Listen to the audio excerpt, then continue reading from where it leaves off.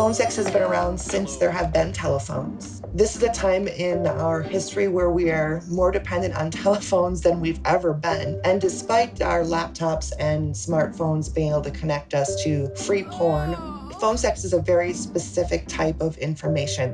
One-on-one connection. It is primarily about the connection and the building of the fantasy together. It's interactive. You may go down into a fantasy play area and do something that's completely not even possible in the real world. You know, dragons and unicorns and robots. Instead of just choosing a category on Pornhub and looking for, big boobs or Asian or anal, now it's specific. It's his fantasy, his situation, his turn on, and you working to help create that with him. There is no limit to what is made, created, or even safe to do. And we can cease gravity. We can change size. Our brains are great green screens. We just flip the switch. Now we're in, Victorian times, and I'm wearing a bustle and you're a gentleman up riding on your horse and your coach. And there are always people that have specific fantasies. So maybe he'll have an impregnation fantasy. We can do everything from, me finding out I'm pregnant and I'm shocked and horrified. We can go through my body changing and how I feel about that, how he feels about seeing, my ripening, budgeting, changing form through the delivery. And, after that, that's pretty hard to do as a cam girl or in a porno. That idea of, two people enter this airspace and create this world, and neither one is tied down to what we think we visually look like to ourselves or other people. So sometimes in these spaces, the guys get to be who they want. And I have a number of people that are in handicapped and wheelchairs and things like that, don't get to be seen that way by themselves.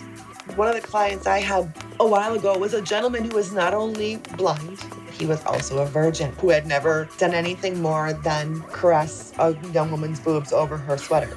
So I had to try to describe pleasure to him in a way that he was not able to see, and therefore, see a woman down the street and fantasize about that. And he couldn't connect it to a previous experience. So I had to try to elicit what that would feel like by having him touch himself and touch other things. The weight of someone being on top of him, using pillows, and, we had to build and make a actual reality for him because he hadn't experienced one.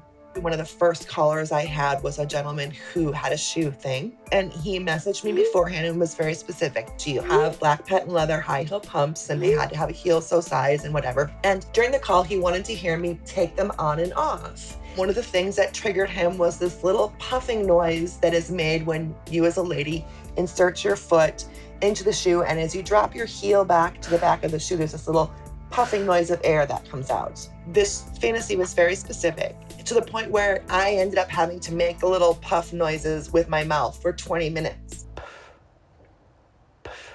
Phone sex is two people working together to create a space that is either extremely intimate or completely crazy fantasy, sometimes a little bit of both.